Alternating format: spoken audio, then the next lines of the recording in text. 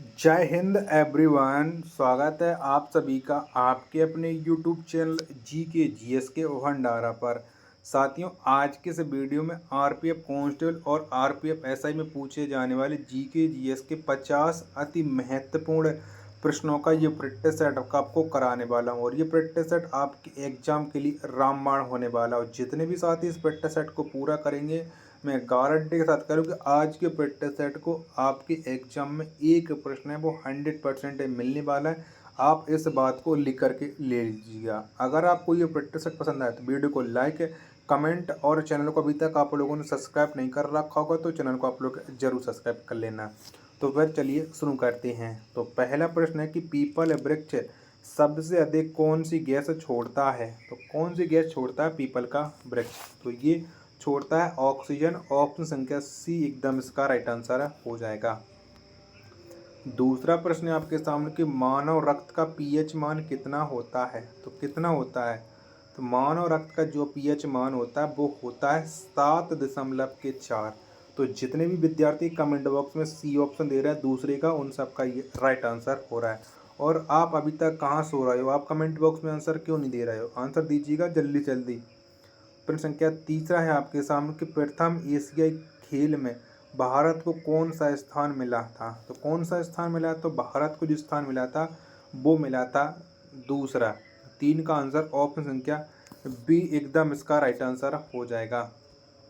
चौथा प्रश्न है कि प्याज का खाद्य अंश कौन है। तो कौन सा प्याज का खाने वाला भाग है? कमेंट बॉक्स में आपके आंसर आना स्टार्ट हो गए हैं। ऑप्शन संख्या डी विद्यार्थी दे रहे हैं, तो इसी तेज गति के साथ आप आंसर दीजिएगा। उन सबका ये राइट आंसर हो जाएगा। और वीडियो को भी शेयर करते चलो। अभी बहुत कम लाइव में आए हुए हैं। जो साथी अभी तक सो रहे हैं वो भी लाइव क्लास में आ जाएंगे। पांचवा प्रश्न है आपके सामने कि आधुनिक परमाणु सिद्धांत का प्रणेता किसे माना जाता है। तो किसे मानते हैं? तो जॉन डाल्टन को आधुनिक परमाणु सिद्धांत का प्रणेता माना जाता है। ऑप्शन संख्या ए ऑप्शन देने वाले सभी विद्यार्थियों का राइट आंसर हो जाएगा। छठवां प्रश्न है आपके सामने कि स्वर्ण को कौन सा अम्ल घोलता है। बताओ कौन सा अम्ल घोलता है? तो स्वर्ण यानी सोने को जो घोलता है वो घोलता है एक्वारेजिया। ऑप्शन संख्या बी ऑप्शन देने वाले सभी लोगों का ये राइट आंसर हो जाएगा। सातवां प्रश्न है आपके सामने कि खट्टे फलों में कौन सा अम्ल पाया जाता है। बताओ कौन सा अम्ल पाया जाता है? तो साइट्रिक अम्ल है, ये खट्टे फलों में पाया जाता है। ऑप्शन संख्या सी एकदम इसका राइट आंसर हो जाएगा। आठवां प्रश्न है आपके सामने क्लोरोफ्लोरोकार्बन को किस नाम से जाना जाता है। बताओ कौन से नाम से जानते हैं? तो ये जाना जाता है फ्रियोन के नाम से। ऑप्शन संख्या ए ऑप्शन देने वाले सभी विद्यार्थियों का राइट आंसर हो जाएगा और सभी विद्यार्थी दे भी रहे हैं। चलिएगा, नौवां प्रश्न आपके सामने कि लखनऊ में 1857 की क्रांति का नेतृत्व किसने किया था। बताओ किसके द्वारा ये नेतृत्व किया गया था? तो बेगम हाजरत महल ने किया था। ऑप्शन संख्या बी एकदम इसका राइट आंसर हो जाएगा। 10वां प्रश्न है आपके सामने कि विश्व में सर्वाधिक भारी धातु कौन है। तो कौन सी है? तो जो सबसे भारी धातु है वो है ओस्मियम। ऑप्शन संख्या सी एकदम इसका राइट आंसर हो जाएगा। 11वां प्रश्न है आपके सामने कि भारत में चारों कोनों पर चारों मठों को किसने स्थापित किया था।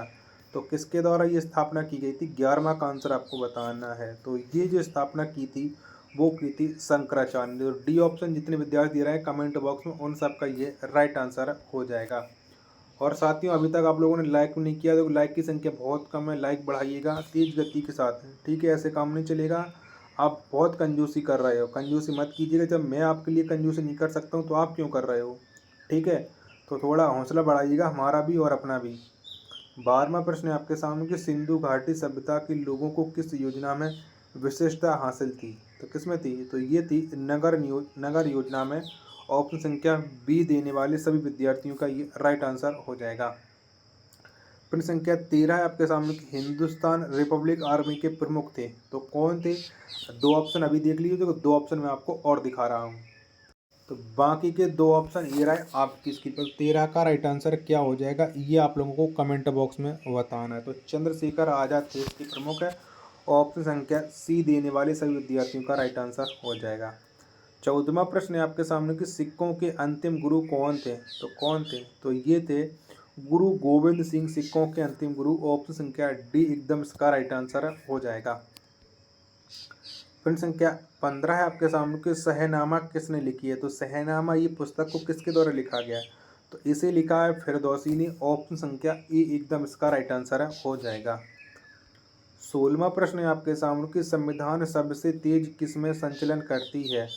बताओ ध्वनि वो सबसे तेज संचलन किस में करती है। तो ये करती है इस्पात में। 16 का आंसर डी ऑप्शन इसका राइट आंसर हो गया। माफी चाहता हूँ थोड़ा बीच में 16 प्रश्न को मैं स्टार्टिंग में गलत बोल गया हूँ, उसके लिए माफी है। 17वां प्रश्न है आपके सामने किस विटामिन की कमी से रक्त का थक्का नहीं बनता है। तो कौन सी विटामिन कमी से नहीं बनता है। तो विटामिन के की कमी से नहीं बनता है। ऑप्शन संख्या डी ऑप्शन देने वाले सभी विद्यार्थियों का राइट आंसर हो जाएगा। 18वां प्रश्न है आपके सामने कि यूनाइटेड नेशन डे किस तिथि को मनाया जाता है। तो कब मनाते हैं यूनाइटेड नेशन डे। तो ये प्रत्येक वर्ष है 24 अक्टूबर को मनाया जाता है। ऑप्शन संख्या सी देने वाली सभी विद्यार्थियों का ये राइट आंसर हो जाएगा। प्रश्न संख्या 19 से आपके सामने कि भारत में टेलीग्राफ को किसने चालू किया था। तो किसके द्वारा चालू किया गया था टेलीग्राफ, ये आपको बताना 19 का आंसर। तो लॉर्ड डलहौजी ने किया था। ऑप्शन संख्या बी बताने वाले सभी विद्यार्थियों का राइट आंसर हो जाएगा। और बी ऑप्शन दे भी रहे हैं, कुछ साथी कंजूसी भी कर जाते हैं, वो आंसर देते भी नहीं है। वो सोचते हैं कि हम आंसर नहीं देंगे तो हमारा काम हो जाएगा। जब तक आप आंसर नहीं दोगे तो आपको कैसे पता लग पाता कि आपके कितने प्रश्न सही हैं और आपकी मेहनत क्या आप सही मेहनत कर रहे हो। प्रश्न संख्या 20 से आपके सामने ग्रीनविच समय और भारतीय मानक समय के मध्य कितने घंटे का अंतर है। तो कितने घंटे का है। तो ये है 5 घंटा 30 मिनट का। तो 20 का सी ऑप्शन देने वाले सभी विद्यार्थियों का ये राइट आंसर हो जाएगा। प्रश्न संख्या 21 है आपके सामने कि कौन सा विटामिन जल में विलीन है। बताओ कौन सा विटामिन है। तो जल में विलीन जो विटामिन है वो है विटामिन सी। 21 का आंसर ऑप्शन संख्या बी बताने वाले सभी विद्यार्थियों का राइट आंसर हो जाएगा। 22वां प्रश्न आपके सामने वह कौन सा वंशानुगत रोग है जो रक्त को प्रभावित करता है। तो कौन सा करता है। तो थैलीसीमिया करता है। ऑप्शन संख्या ए ऑप्शन बताने वाले सभी विद्यार्थियों का राइट आंसर हो जाएगा। प्रश्न संख्या 23 से आपके सामने कि बिरसा मुंडा स्टेडियम कहाँ पर स्थित है। तो कहाँ पर है। तो जो बिरसा मुंडा स्टेडियम है ये रांची में स्थित है। 23 का आंसर डी ऑप्शन बताने वाले सभी विद्यार्थियों का ये राइट आंसर हो जाएगा। 24वां प्रश्न है आपके सामने कि मोसाद किस देश की गुप्तचर संस्था है। बताइए कौन से देश की है। तो मोसाद ये इजराइल की गुप्तचर संस्था है। ऑप्शन संख्या सी एकदम इसका राइट आंसर हो जाएगा। 25वां प्रश्न है आपके सामने कि अंकलेश्वर भारत के किस राज्य में है। तो कौन से राज्य में ये अंकलेश्वर तेल क्षेत्र ये स्थित है। तो ये पड़ता है गुजरात राज्य में। 25 का आंसर ऑप्शन संख्या सी बताने वाले सभी विद्यार्थियों का राइट आंसर हो जाएगा। 26वां प्रश्न है आपके सामने कि सभी जैविक मिश्रणों का आवश्यक घटक है। तो कौन सा है। 26 का राइट आंसर आपको बताना है। तो ये है कार्बन, जो सभी जैविक मिश्रणों का आवश्यक घटक है। ऑप्शन संख्या ए एकदम राइट आंसर हो जाएगा। 27वां प्रश्न है आपके सामने कि उत्तर फ्रंटियर रेलवे का मुख्यालय कहाँ है। तो कहाँ पर पड़ता है ये आपको बताना है। और साथ ही लोग अगर आपको ये वीडियो पसंद आए तो प्लीज़ आप लोग वीडियो को लाइक जरूर कीजिएगा और शेयर नहीं किया वीडियो को तो आप लोग वीडियो को जरूर शेयर कर दीजिएगा। चारों ऑप्शन आपकी स्क्रीन पर शो रहे हैं तो फटाफट से बताइए उत्तर फ्रंटियर रेलवे का मुख्यालय है वो कहाँ पर है।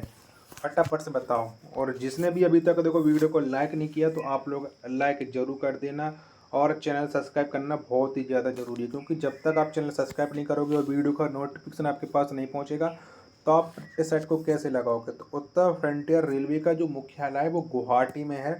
27 का डी ऑप्शन देने वाले सभी विद्यार्थियों का राइट आंसर हो जाएगा। 28वां प्रश्न है आपके सामने कि ऑरेंज नदी किस देश में बहती है। तो कौन से देश में बहती है ऑरेंज नदी।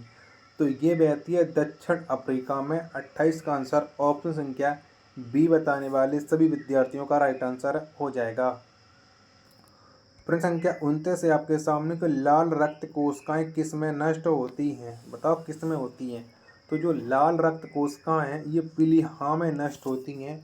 ऑप्शन संख्या ए बताने वाले सभी विद्यार्थियों का ये राइट आंसर हो जाएगा। और आप तेज गति के साथ आंसर दे भी रहे हो तो ये बहुत अच्छा है। प्रश्न संख्या 30 से आपके सामने कि बराबर की गुफाएं किस राज्य में स्थित हैं। तो कौन से राज्य पड़ती हैं बराबर की गुफाएं। तो ये पड़ती हैं बिहार राज्य में। ऑप्शन संख्या सी एकदम करेक्ट आंसर हो जाएगा।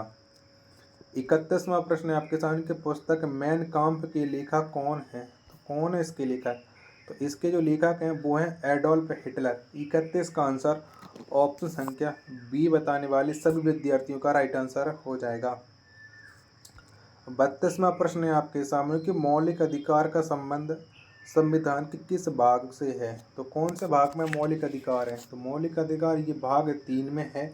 ऑप्शन संख्या सी बताने वाले सभी विद्यार्थियों का राइट आंसर हो जाएगा। 33वां प्रश्न है आपके सामने कि टायर की खोज किसने की थी? तो किसने करी थी टायर की खोज? तो जॉन डनलप ने की थी टायर की खोज, तभी तो आपने सुना कि डनलप का टायर। 33 का आंसर ऑप्शन संख्या ए बताने वाले सभी विद्यार्थियों का राइट आंसर हो जाएगा। 34वां प्रश्न है आपके सामने गुण सूत्र के खोजकर्ता कौन है? बताओ कौन है? तो गुण सूत्र के जो खोजकर्ता है वो हैं बाल्डियर। ऑप्शन संख्या डी इस प्रश्न का राइट आंसर हो जाएगा। अगला प्रश्न संख्या 35 कि एंजाइम वास्तव में क्या होते हैं? तो क्या होते हैं? तो ये वास्तव में प्रोटीन होते हैं एंजाइम। 35 का आंसर ऑप्शन संख्या बी एकदम इसका करेक्ट आंसर हो जाएगा। 36वां प्रश्न है आपके सामने किस जीव में डीएनए नहीं पाया जाता? तो किस में नहीं पाया जाता है डीएनए? तो जो डीएनए वो पादप वायरस में नहीं पाया जाता है। ऑप्शन संख्या डी एकदम इसका राइट आंसर हो जाएगा। 37वां प्रश्न है आपके सामने कि पेनिसिलिन नामक औषधि किससे प्राप्त की जाती है? तो किससे प्राप्त करते हैं पेनिसिलिन को?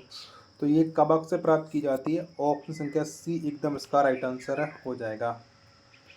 38वां प्रश्न है आपके सामने कि ऑक्सीजन के बाद कौन सा तत्व सबसे अधिक पाया जाता है? तब कौन सा तत्व पाते हैं ऑक्सीजन के बाद? तो सिलिकॉन पाया जाता है ऑक्सीजन के बाद। ऑप्शन संख्या ए एकदम इसका राइट आंसर हो जाएगा। 39वां प्रश्न है आपके सामने कांच का निर्माण किससे किया जाता है? बताओ किससे करते हैं कांच का निर्माण? तो रेत से किया जाता है। ऑप्शन संख्या बी एकदम इसका राइट आंसर हो जाएगा।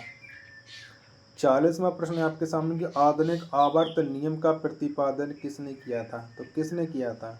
तो ये किया था मोसले ने। 40 का डी ऑप्शन इसका राइट आंसर हो जाएगा। साथियों अभी 10 प्रश्न शेष रह गए, तो उन 10 प्रश्नों को आपको करके जरूर जाना। और अभी तक आप लोगों ने वीडियो को भी लाइक नहीं किया होगा, क्योंकि आप लोग नहीं सोचते हो कि कोई भी अभ्यर्थी के लिए मैं कितनी मेहनत कर रहा हूँ, फिर भी आप लोग एक लाइक करके नहीं जाते। क्योंकि लाइक अगर आप लोग कर दोगे तो शायद आपकी अकाउंट से पैसे कट जाएंगे, तो ऐसा नहीं होता। अकाउंट से पैसे नहीं कटते हैं, सिर्फ और सिर्फ एक लाइक कर दीजिएगा, वो बहुत अच्छा लगता है। चलिएगा, तो अगला प्रश्न है आपके सामने कि संविधान सभा का पहला अधिवेशन हुआ था, जो कहाँ पर हुआ था ये आपको बताना है। तो ये हुआ था दिल्ली में। ऑप्शन संख्या ए एकदम इसका राइट आंसर हो जाएगा। दूसरा प्रश्न है आपके सामने कि पाप से डरो पापी से नहीं, यह कथन किसका है या किसकी है? बताओ दो का राइट आंसर। तो पाप से डरो पापी से नहीं, यह जो कथन है वो महात्मा गांधी का है। दूसरे का सी ऑप्शन देने वाले सभी विद्यार्थियों का राइट आंसर हो जाएगा, और सभी विद्यार्थियों को आ भी रहा है। प्रश्न संख्या तीसरा आपके सामने कोचीन का जोड़वा नगर कौन है? तो कौन सा है? तो कोचीन का जो जोड़वा नगर है वो है एर्नाकुलम। तीसरा का राइट आंसर है बी ऑप्शन एकदम करेक्ट आंसर हो जाएगा। चौथा प्रश्न है आपके सामने कि बाइबल का सर्वाधिक लोकप्रिय चरित्र क्या है? तो कौन सा है? तो बाइबल का जो सर्वाधिक लोकप्रिय चरित्र है वो है सैमसन। 4 का राइट आंसर डी ऑप्शन एकदम इसका राइट आंसर हो जाएगा। पांचवा प्रश्न है आपके सामने कि पैगंबर साहब का उपदेश किस में है? तो बताओ किस में है? तो पैगंबर साहब का जो उपदेश है वो है हदीस में। ए ऑप्शन एकदम इसका राइट आंसर हो जाएगा। छठवां प्रश्न है आपके सामने कि पवित्र पुस्तक हदीस किस भाषा में लिखी हुई है? तो बताओ कौन सी भाषा में हदीस को लिखा गया है? तो हदीस को लिखा गया अरबी भाषा में। सी ऑप्शन एकदम इसका राइट आंसर हो जाएगा। सातवां प्रश्न है आपके सामने कि जैन धर्म में मानव का अंतिम लक्ष्य क्या होता है? तो क्या होता है? तो जैन धर्म में जो मानव का अंतिम लक्ष्य होता है वो होता है निवारण या निर्वाण। 7 का सी ऑप्शन एकदम राइट आंसर हो जाएगा। आठवां प्रश्न है आपके सामने कि स्वर्ण मंदिर के गुंबज को सोने से किसने सुशोभित करवाया था? तो किसने करवाया? तो ये करवाया था महाराजा रंजीत सिंह ने। सी ऑप्शन एकदम इसका राइट आंसर हो जाएगा। अगला 9वां प्रश्न है आपके सामने कि बौद्ध धर्मावलंबियों के पूजा स्थल को क्या कहा जाता है? तो क्या कहते हैं? तो इनके जो पूजा स्थल को कहा जाता है वो कहा जाता है चैत्य। ऑप्शन संख्या ए एकदम इसका राइट आंसर है, हो जाएगा। अंतिम प्रश्न आज के सेट का कि भगवान कृष्ण के गुरु थे तो कौन थे? तो ऋषि संदीपन ये भगवान कृष्ण के गुरु थे। 10 का बी ऑप्शन देने वाले सभी विद्यार्थियों का राइट आंसर हो जाएगा। तो साथियों, अगर आपको ये प्रैक्टिस सेट पसंद आया हो तो वीडियो को आप एक बार लाइक, कमेंट और चैनल को सब्सक्राइब करना ना भूलें। मिलते हैं अपन नेक्स्ट वीडियो में, तब तक के लिए धन्यवाद। जय हिंद।